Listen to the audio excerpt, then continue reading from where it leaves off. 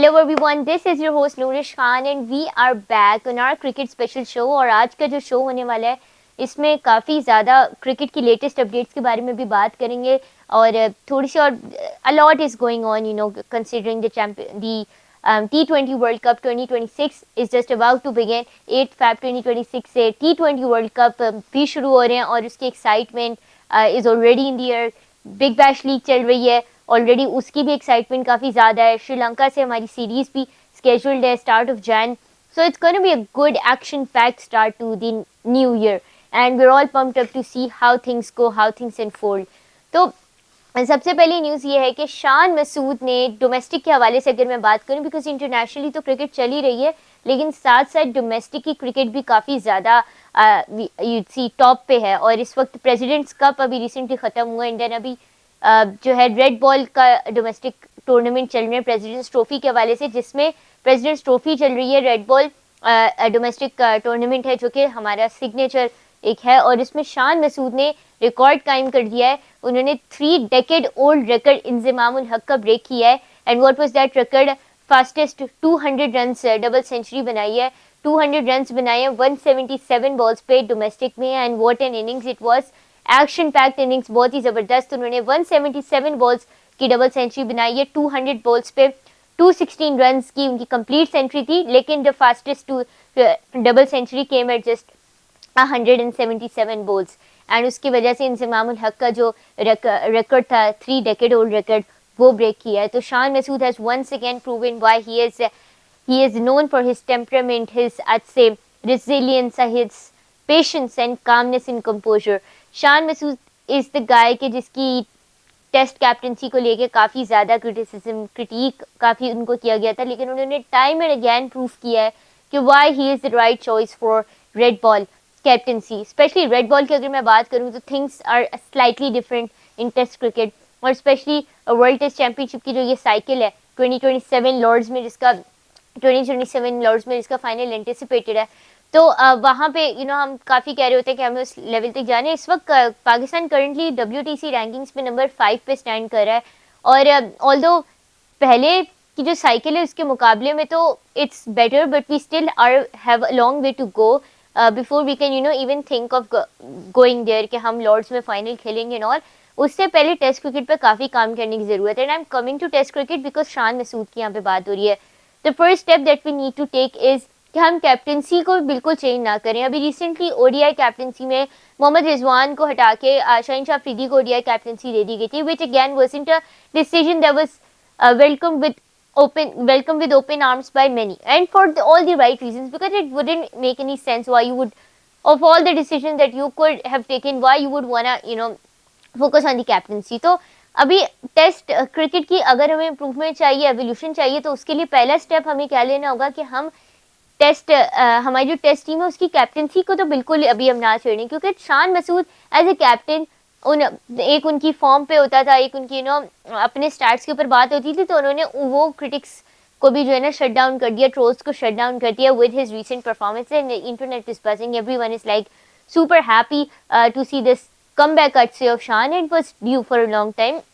अच्छी बात इसकी जो एनालिस्ट इस पूरी इनिंग्स को डिस्क्राइब करते हैं, was composed of calmness, composer, अच्छे रेजिलियंस और टेम्परेमेंट सबसे ज़्यादा मैटर करता है। The most interesting part of this entire innings, शान मसूद की जो रिसेंट इनिंग्स है वो ये थी कि उन्होंने सिर्फ एग्रेसिव नहीं खेला, उन्होंने सिर्फ शॉट्स पे रिलाई नहीं किया अपनी इस सेकंड डबल सेंचुरी तक जाने के लिए। उन्होंने स्ट्राइक भी रोटेट की है, ओकेजनल स्ट्राइक रोटेटिंग की है, फिर जहाँ जहाँ लूज बॉल्स उनकी तरफ आ रही थी तो वो उसको पनिश कर रहे थे by hitting it out the park. तो it was a perfect blend, a beautiful blend of aggression, of intent, of proper execution of game plan, and I think these are the kind of innings that have been missing in Pakistani cricket for a long time now, and I think it's high time that we incorporate this game awareness, this adaptation to the modern day cricket is exactly what every Pakistani batter, not just Shan Masood, needs। तो शान मसूद की हमने इतनी बात कर ली, अब थोड़ी सी आते हैं नॉट सो प्लेजेंट न्यूज़ पे। सबसे पहली तो एक जो हमारे लिए एज अ फ़ैन भी अच्छी खबर नहीं है, वो ये कि शाहीन अफरीदी नी इंजरी का शिकार हुए और नी इंजरी उनकी इस हद तक एडवांस कर गई है कि उनको बिग बैश लीग का सीज़न जो वो ब्रिस्बेन हीट की तरफ से खेल रहे थे वो मिड सीजन उनको छोड़ के जो है वो पुल आउट करना पड़ा गेम से. End of course Australians they do understand the magnitude of these kind of injuries, so they were also, the Big Bash League management was also very cooperative. But the larger picture over here and the larger part of concern is the fact कि उनकी जो injury है, that is gonna be of I'd say of a lot of concern. और ये चीज़ जो है ना सिर्फ उनकी परफॉर्मेंस पर बल्कि पाकिस्तान के लिए भी, पाकिस्तानी टीम के लिए भी काफ़ी ज़्यादा कॉस्ट कर सकती है. लेकिन इसमें एक ब्राइट साइड भी है, गुड न्यूज़ भी है. और वो क्या, श्रीलंका से जो हमारी सीरीज आ रही है, एक अच्छा डिसीजन तो जो बोर्ड ने लिया है वो ये कि स्क्वाड में सलमान मिर्ज़ा को इंक्लूड करना. सलमान मिर्ज़ा को इंक्लूड करने से एक एडवांटेज ये होगा कि वो अपने प्रॉपर ग्रुप में हमें खेलते नजर आएंगे. श्रीलंका की पिचेस वही पिचेस हैं कि जहाँ पे T20 वर्ल्ड कप खेला जाएगा, और ऑफ कोर्स वो इंडिया में भी खेला जाएगा, बट इंडिया की भी सम वॉट सिमिलर होती है श्रीलंका से, इतनी ज़्यादा नहीं. बट अगर मैं ऑस्ट्रेलिया के मुकाबले में बात करूँ, जहाँ रिसेंटली बिग बैश लीग का सीजन चल रहा है, तो उससे डिफरेंट एक्ट करती है इंडिया की पिचेस. तो इंडिया श्रीलंका जॉइंटली होस्ट करेंगे T20 वर्ल्ड कप 2026 को, एंड वहाँ पे खेला जाएगा. तो अभी खबरें आ रही है कि वापस रिहैब के लिए शाहीन अफरीदी पाकिस्तान आ गए. NCCA लाहौर में वो अपनी रिहैब कंप्लीट करेंगे, एंड देन उनके बाद कोई फर्म डिसीजन लिया जाएगा. बट एवरीवन इज प्रेइंग कि वो T20 वर्ल्ड कप से पहले फिट हो जाए, फिट डिक्लेयर कर दिया जाए, which to be honest practically seems far from possible. It seems far from possible. और ये एक ऐसी चीज़ है कि जो आप, it's near to impossible. Knee injuries specially वो डोमेन होती हैं कि जो बहुत ज़्यादा सेंसिटिव होती हैं, और पिछले 4 सालों में ये दूसरी दफ़ा है कि शाहीन को नी इंजरी हुई है. The last time Shaheen got a knee injury was in the T20 world cup 2022 final में, जब फील्डिंग के दौरान इंग्लैंड से हमारा फाइनल हो रहा था, और उसमें शाहीन अफरीदी को इंजरी हुई थी. और 2 साल तक अगले हमने देखा था कि किस हद तक शाहीन की परफॉर्मेंस उससे इम्पैक्ट हुई थी.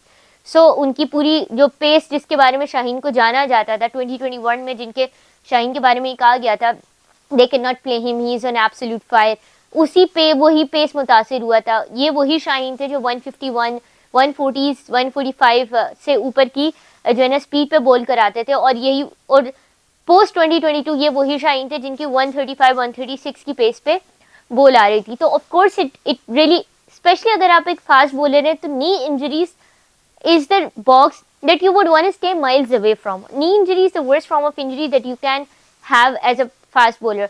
तो I would still recommend कि शाहीन अफरीदी को इस वक्त रेस्ट करने दिया जाए. उनका करियर ज़्यादा इंपॉर्टेंट है रादर देन कि आप उनको हाफ रिकवर्ड शाहीन को वापस T20 स्क्वाड में ले आएँ, just for the sake of brand image, और इसलिए कि उनकी T20 स्क्वाड में ज़रूरत है. इससे ज़्यादा बेटर, और I would like to comment the Pakistan cricket board in this कि उन्होंने जिस तरीके का स्क्वाड अनाउंस किया है. सलमान मिर्ज़ा हमारे पास है, हमारे पास वसीम जूनियर है, उनको पूरा मौका मिलेगा इस श्रीलंका के अगेंस्ट जो सीरीज़ है अवे फ्रॉम होम, इसमें अपनी पूरी ग्रूव में आके परफॉर्म करने का, प्रॉपर अपनी परफॉर्मेंस, ऑप्टिमम परफॉर्मेंस देने का. तो उनके पास एक सुनहरी मौका है, एक वाइटल ऑप्टिमम मौका है कि वो इसको कैश कर सकें और दुनिया को दिखा सकें कि उनकी जो सलमान मिर्ज़ा और वसीम जूनियर की जो पेस है और जिस तरह की वर्सिटैलिटी, तो वो दिखाने का एक अच्छा भरपूर मौका है. सो ये आई थिंक एक अच्छा डिसीजन है, और ये हमारे लिए फ़ायदेमंद साबित हो सकता है अगर हम इसको प्रॉपरली चैनलाइज करें.